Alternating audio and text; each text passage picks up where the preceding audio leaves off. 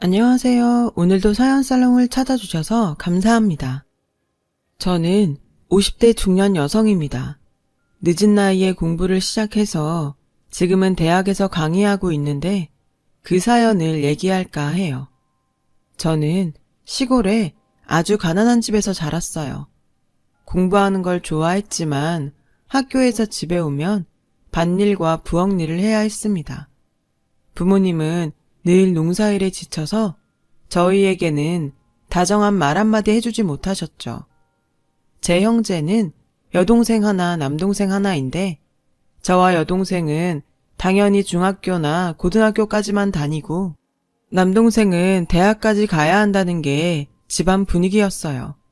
공부를 더 하고 싶었지만 말을 할 수 없었고요. 집이 너무 어려웠으니까요. 제가 중학교 2학년 때 엄마가 일을 하시다가 허리를 크게 다쳐서 한동안 누워 지내셔야 했고, 그때 아버지는 일방적으로 저를 학교에서 자퇴시키고 본격적으로 일을 하라고 하셨죠. 저는 한마디 반항도 못하고 시키는 대로 했어요. 밤에는 이불 속에서 혼자 울기도 많이 울었어요.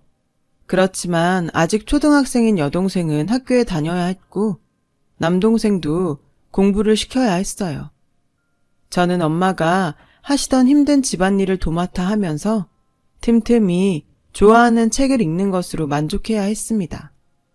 그렇게 저는 나이가 들어갔고 여동생은 고등학교까지 마치고 남동생은 대학에 갔어요. 그래도 지방도시에서는 알아주는 대학이라 괜히 제가 대학에 간 것처럼 뿌듯하고 기분 좋더군요. 저는 몰래 공부를 해서 중학교 검정고시를 합격했습니다. 그러다가 시내에 있는 보건소에서 보조할 사람을 찾는다기에 얼른 찾아가서 저를 꼭 좀 뽑아달라고 애원을 했어요. 왜 그랬는지는 모르겠지만 집에만 있다가는 안 될 것 같았거든요. 동생들은 다 도시로 갔으니까요. 보건소장님은 저를 잘 봐주셨던 분이어서 그런지 그럼 일단 한 달 먼저 일해보라고 기회를 주셨죠. 너무 좋아서 그 길로 나가 옷도 사고 구두도 샀었네요. 아빠는 못마땅하게 생각하셨지만 엄마는 잘했다고 하셨고요. 엄마는 제가 농사만 하게 됐다고 늘 미안해 하셨거든요. 보건소에서는 잡일만 했지만 그래도 신세계였습니다. 그렇게 한 달이 두 달이 되고 두 달이 세 달이 되면서 저는 결국 보건소 직원이 되었어요. 그리고 몇 달 뒤 거기서 전 남편을 만났죠. 전 남편은 중학교에 부임한 신입 국어 교사였어요. 밥을 잘못 먹고 탈이 나서 보건소에 왔다가 만났는데 처음에는 둘 다 서로에게 별 생각이 없었어요. 그 사람은 잔병 치레를 잘해서 감기나 소화불량으로 자주 왔습니다. 한 번은 감기에 걸려서 왔는데 한쪽에서 도시락을 먹는 저를 보며 맛있겠네요. 저는 아파서 뭘 차려 먹지도 못하고 지금껏 굶었어요. 라며 침을 꿀꺽 삼키더군요. 감기 걸리면 입맛 없어서 안 먹히지 않아요? 라고 하니 그래도 밥이나 죽은 먹고 싶죠. 라길래 저는 제 밥을 조금 덜어서 주전자에 있는 뜨거운 물을 부어 대충 말아서 김치랑 같이 주며 좀 드시고 기운 차리세요. 라고 했더니 그 사람은 한동안 멍하니 저를 보다가 잘 먹겠다고 하고는 개눈 감추듯이 먹더군요. 그때 저를 좋게 봤는지 그 사람은 저를 보러 자주 보건소에 왔어요. 학교에 동경이 남아있던 저는 교사가 제게 관심을 보이는 게 좋았고 얼마 안 가 그 사람은 제게 결혼을 하자고 했습니다. 저는 내심 걱정이 돼서 근데 종수 씨 집에서 절 좋아할까요? 그래도 종수 씨는 학교 선생님인데 저는 보건소에서 잡무만 보잖아요. 라고 하니 우리 집은 그냥 나하고 엄마한테만 잘해주면 괜찮아. 라는 거예요. 그 사람은 위로 누나만 5에 막내였고 시어머니는 혼자 되신 지 좀 되셨다고 하더군요. 처음 인사를 하러 갔을 때 5 시누이가 쭉 저를 둘러싸고 있던 그 광경이 지금도 잊혀지지 않아요. 시누이들은 형제는 몇이야? 걔들은 뒤치다꺼리 안 해도 되고? 부모님은 뭐 하셔? 돈 좀 있으신가? 집이 종수학교 있는 데면 잘 사는 동네는 아니네. 등등 돌아가며 한마디씩 하는데 정말 진땀이 나더라고요. 시어머니는 우리 아들이 좋다니까 반대할 생각은 없다. 그저 집에 들어와 분란 일으키지만 않으면 돼. 시누이들이랑 잘 지내고. 엄마는 순영이가 무슨 분란을 일으켜요. 처음 만나면서 그런 말을 하면 기죽잖아. 라는 남편의 말에 얘가 벌써부터 지 마누라 편드네. 엄마가 못할 말이라도 했니? 너 그러면 안 돼. 네 마누라 미움받아. 라며 신우들이 다 들고 일어났습니다. 저는 정신을 못 차리고 얼떨떨하게 있다가 시댁을 나왔고 남편에게 누나들이 장난 아닐 것 같다고 하자 걱정하지 마. 다들 같이 살 것도 아니고 우리 집에 와서 간섭할 일 없어. 라며 저를 안심시켰어요. 그렇게 결혼 이야기가 착착 진행이 됐습니다. 엄마는 제가 좋은 신랑 얻었다고 좋아했고 아버지는 남편보다 제가 많이 기운다고 걱정은 했지만 그래도 싫지 않으신지 동네에다 선생사위 본다며 자랑을 하셨죠. 그리고 결혼식 날이 되었어요. 그날 신우들이 어찌나 시끄러웠는지 정말 잊을 수 없는 결혼식이었습니다. 안사돈, 우리 종수 갈 때마다 씨암탉은 기본으로 해주셔야 돼요. 우리 손님들 밥이 모자란데 거기 사돈댁 자리 가서 먹어도 되죠? 음식이 뭐 이래? 사돈 솜씨 별로네? 저도 질리고 저희 엄마, 동생들도 질려 있는데 아버지만 손님들과 술을 드시며 신이 나 있었어요. 신우들이 난장을 치고 다니는 가운데 시어머니는 딸들을 말리지도 않으시고 묵묵히 식사만 하시더군요. 당연히 할 수 있는 걸 한다는 태도였죠. 그렇게 시누이들이 몰려다니며 시끄럽게 군 결혼식이 겨우 끝나고 저와 남편은 짧게 신혼여행을 다녀와 시댁에서 신혼생활을 시작했어요. 학교가 먼 남편은 출퇴근 때문에 주말에만 오기로 했고요. 저는 남편 없이 시댁 생활에 적응하는데 엄청 고생했죠. 시어머니는 새벽 4시에 저를 깨우셨고 그때부터 집안일을 해야 했습니다. 집안일이야 어릴 때부터 해오던 거니까 익숙했지만 문제는 양이었어요. 시어머니는 초장에 며느리 기를 들이려고 하신 건지 옷장 아주 깊숙한 데 있던 것까지 다 꺼내서 빨래를 시키셨고요. 어머니, 이건 옷이 다 해져서 못 입을 것 같은데요. 그냥 버릴까요? 넌 시키면 시키는 대로 하지 무슨 말이 그렇게 많니? 이제 막 결혼한 새댁이 따박따박 시어머니한테 못 배운 집이라 그런가 아주 애가 엉망이네. 아휴. 시어머니는 혀를 끌끌 차시며 싫은 티를 확 내시더군요. 그리고는 저를 째려보며 빨리 해. 점심때 니네 신우들 밥 해 먹여야지. 라며 소리를 쳐서 형님들 집에 안 가셨어요? 그럼 하나밖에 없는 올케가 결혼하고 첫 밥도 안 차려주고 다들 돌려보내려고 한 거냐? 이런 못 배워먹은? 아무튼 모자란 애 들어와서 내 입만 아프게 생겼네. 얼른 그것부터 해놔. 시장 가서 장도 봐야 된다. 시어머니는 첫날부터 말끝마다 못 배웠다는 말로 저를 타박하셨어요. 저는 너무 서러웠지만 처음이니 시어머니와 잘 지내야겠다는 마음으로 꾹 참으며 시키는 일을 다 했죠. 그리고 아침 10시도 안 돼서 신우들이 하나 둘 오기 시작하더라고요. 신우들은 빨래가 안 끝나서 쩔쩔 매고 있는 저한테 와서 우리 엄마 잘 모셔야 돼. 허투루 하면 가만 안 둬. 라며 협박인지 뭔지 알 수 없는 말들을 했고 점심에 직접 밀전병을 밀어서 만든 구절판을 먹고 싶다며 당장 만들어 내라는 거였습니다. 어머니, 형님들이 구절판 먹고 싶다고 하시는데요. 그걸 나한테 말하면 구절판이 나한테서 나오니? 그러니까 장 보러 가야 된다고 얼른 하랬잖아. 애가 미련한 거야, 굼뜬 거야. 라며 핀잔하셨고 그 말을 들은 신우들은 킥킥대며 웃고 있었어요. 저는 눈물이 나오려는 걸 꾹 참으며 시장에 가야 했죠. 남편 오는 날만 생각하면서 음식을 만드느라 신우들이 뭘 하는지는 신경 쓸 틈도 없었습니다. 정신없이 음식을 만들고 차리고 치우고 나니 밥때는 훌쩍 지났고 저는 아무것도 먹지 못한 상태였지만 너무 피곤해서 방에 들어갔는데 정말 놀랐어요.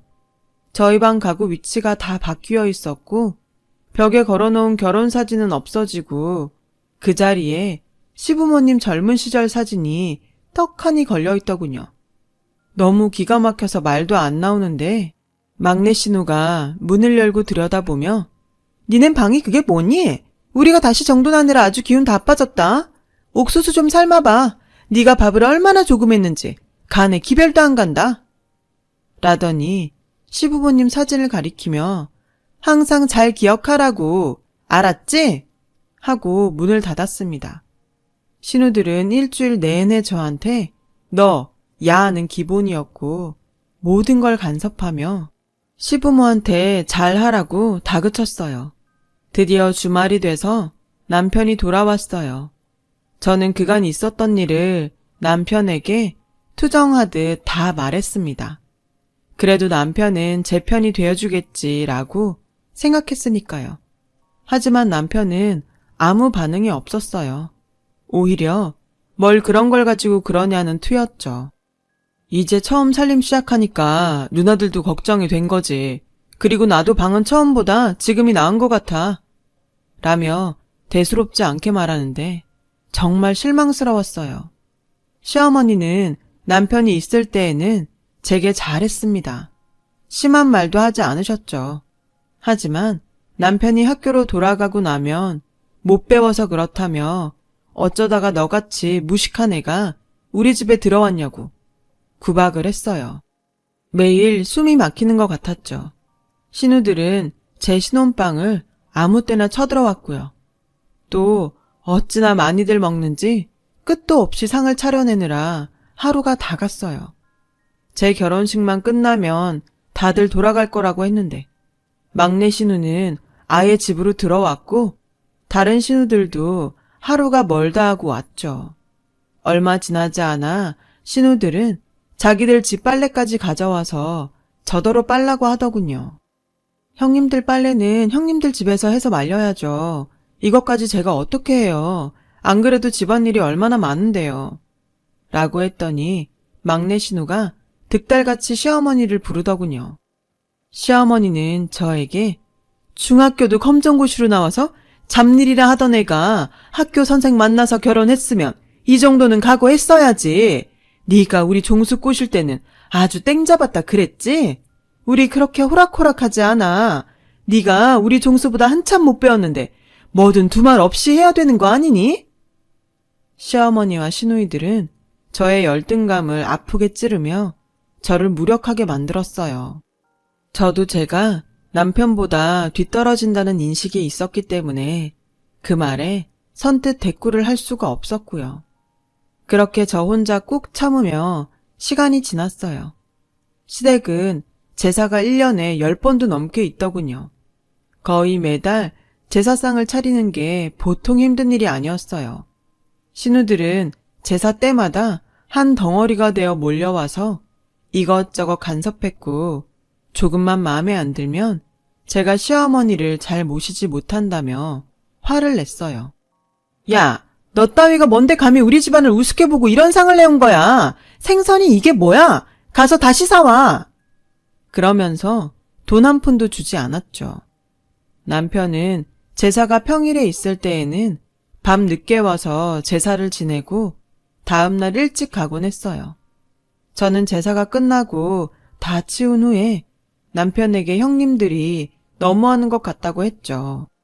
시어머니도 남편만 없으면 저한테 심하게 한다고 결혼 후 처음 이야기한 거였어요. 그러나 남편은 저를 한심하다는 듯 보며 그런 식으로 우리 식구 나쁜 사람 만들어서 당신이 얻는 게 뭐야?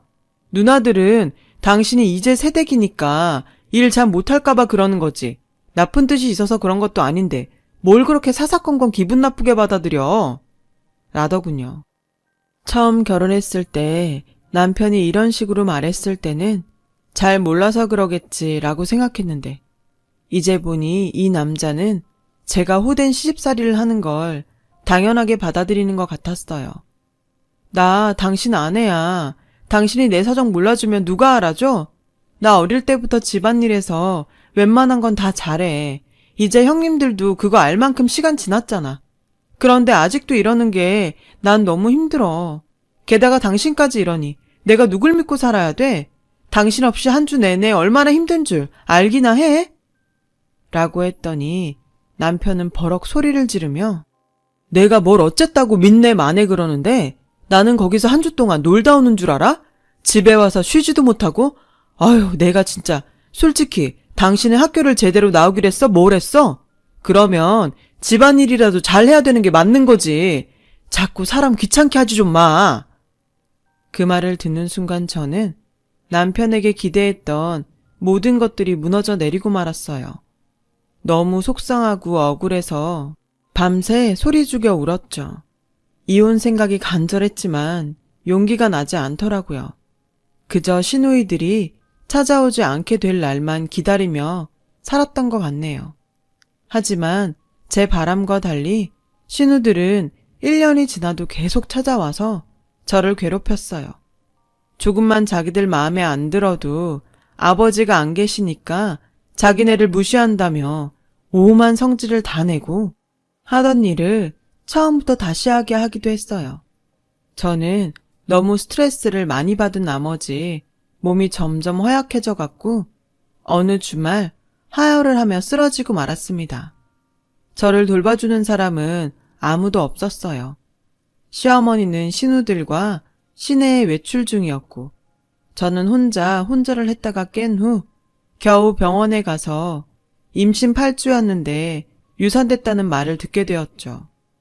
집에 돌아오니 아직 아무도 오지 않았더군요. 저는 혼자 편히 쉬고 싶어서 문을 잠그고 방에 이불을 펴고 잠이 들었어요. 얼마나 잤는지 주변이 시끄러워서 깼더니 둘째 신우가 저를 막 흔들고 있더군요. 대체 잠을 몇 시간이나 자는 거야? 때 됐는데 밥할 생각도 안 하고? 얼른 일어나! 우리 다 배고프단 말이야. 저는 그저 눈만 꿈뻑이며 있다가 겨우 일어났어요. 거실에서는 시어머니와 다른 신우들이 TV를 보며 과일을 먹고 있더라고요. 저는 겨우 밥상을 차리고 돌아와 다시 누웠고 사람들이 밥을 먹는 사이에 남편이 왔어요. 저는 남편 옷을 받아주며 나 오늘 아파서 병원에 갔는데 아이 유산됐대 라고 하니 남편은 인상을 쓰며 뭐? 아니 얼마나 자기 관리를 잘못했으면 그런 일이 생겨. 자기 몸은 자기가 알아서 챙겼어야지. 당신 말이야. 집에서 뭐 하는 게 있다고 일이 그 지경이 되게 만들어? 라며 큰 소리를 냈고 그 소리에 시어머니와 시누이들이 들어왔습니다. 아이가 유산됐다는 말에 신우들은 혀를 차며 저를 째려봤고 시어머니는 화가 난 얼굴로 맨날 종수한테 우리가 일 시킨다고 불평 불만 늘어놓더니 네가 아예 작정을 한 거지? 일부러 애 떨어뜨린 거 아니야? 라며 저한테 삿대질을 하시더군요. 저는 더 이상 견딜 수가 없어서 그 자리에서 가방을 챙겨 집을 나왔습니다. 당신 우리한테 시위하는 거야? 그래, 어디 나가봐. 가면 어딜 간다고? 라며 남편이 화를 내는 소리가 들렸고 막내 신우는 아니 지금 누가 잘못해서 남의 집 귀한 손 떨어뜨려 놓고 행패야 행패는. 이러고 나갈 거면 다시는 오지 마! 라며 악을 쓰더군요. 저는 그 길로 여동생이 있는 곳으로 가서 며칠을 쉬었어요. 여동생은 저를 보고 펑펑 울더니 언니, 우리 어릴 때 언니가 고생했으니까 이제 내가 갚을게. 걱정 말고 언니 배우고 싶은 거 배워. 내가 돈 대줄게. 라며 저를 꼭 끌어안았습니다. 저는 동생이 너무 고마워 눈물만 흘렸어요. 몸을 추스린 후 저는 식당에서 설거지를 하며 고등학교 과정을 공부했어요. 동생한테 너무 부담만 주기는 싫어서 조금이라도 벌었죠.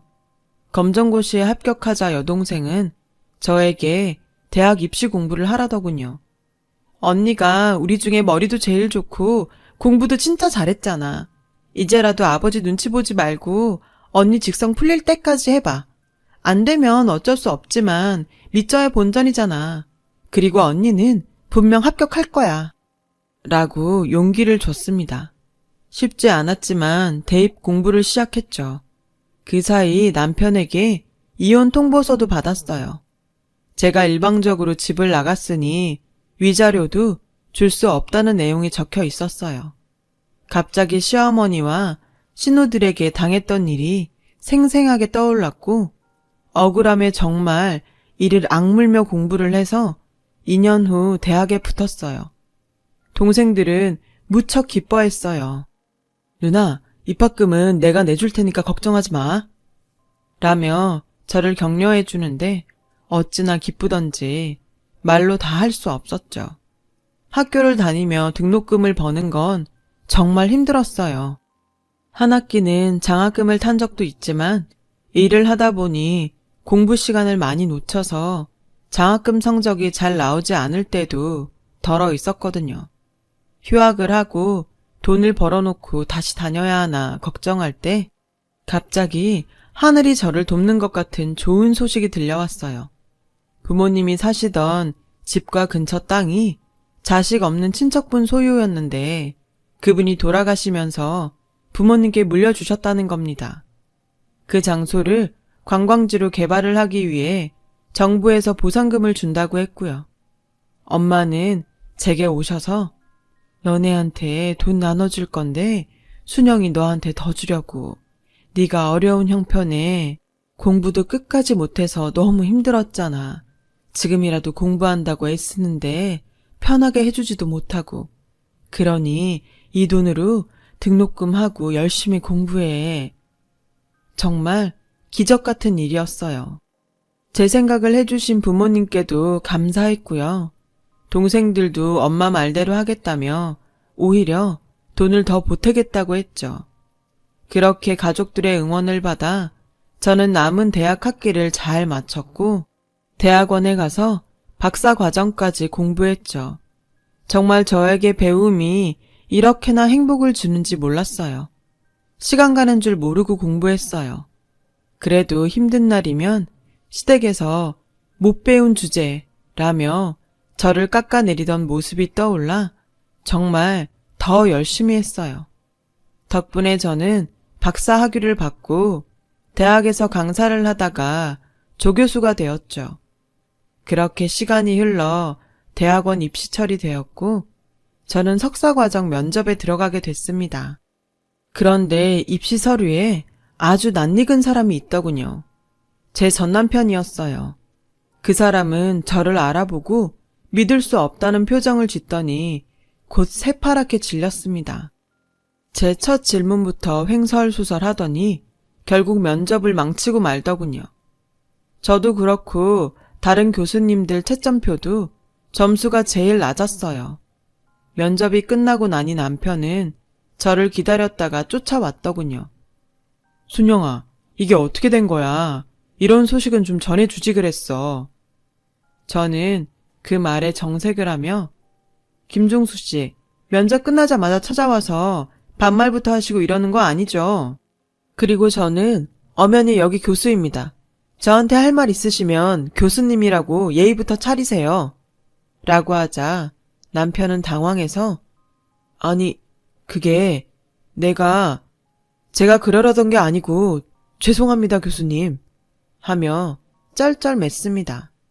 남편은 저와 이혼하고 몇 년 후 부잣집 여자와 재혼을 했는데 여자집에서 남편을 너무 무시하고 인정해주지 않아서 경영학 석사 과정을 밟으려고 왔다더군요.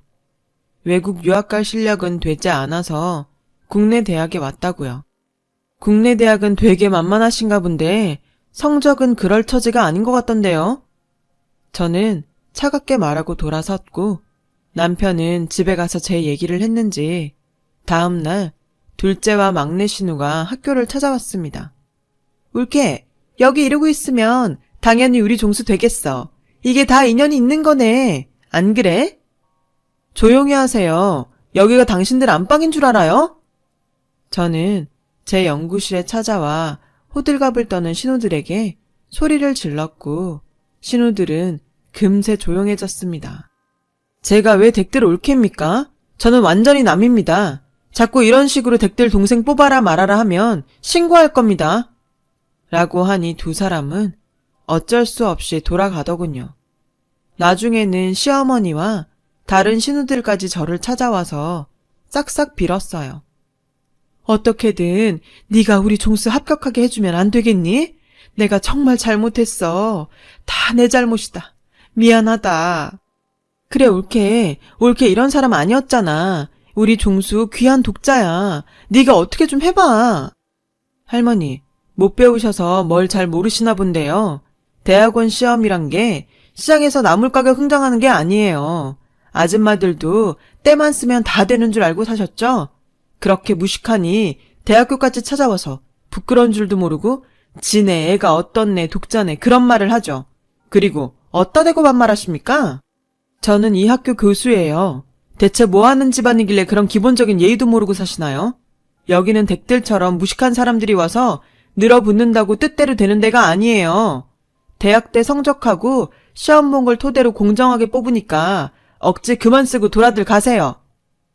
그때 조교들이 경비원들을 불러왔고 시어머니와 신우들은 그들에게 붙잡혀 끌려가듯이 나갔어요. 그 모습을 보니 가슴속에 무언가 응어리진 것들이 싹 내려가는 것 같더라고요. 정말 인생은 새옹지마란 말을 실감했고요. 전 남편은 다른 지원자들보다 성적도 좋지 않았고 면접 점수도 나빠서 전반적 점수가 낮으니 결국 떨어지고 말았어요. 그 뒤로도 몇 번 저를 찾아왔지만 만나지 않았죠.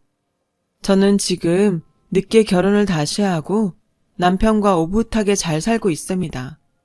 제가 끈질기게 공부할 수 있었던 건 시댁에서의 일에 오기로 버텨낸 것 같아요.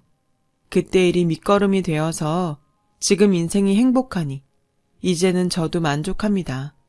제 인생에 자부심을 가지고 살아가렵니다. 긴 이야기 들어주셔서 감사합니다. 다들 좋은 하루 되시고 행복하시길 바라겠습니다. 여러분, 사연 댓글에 응원과 현명한 조언 부탁드려요. 좋아요와 구독은 저에게 큰 힘이 됩니다. 오늘도 좋은 일 가득하세요.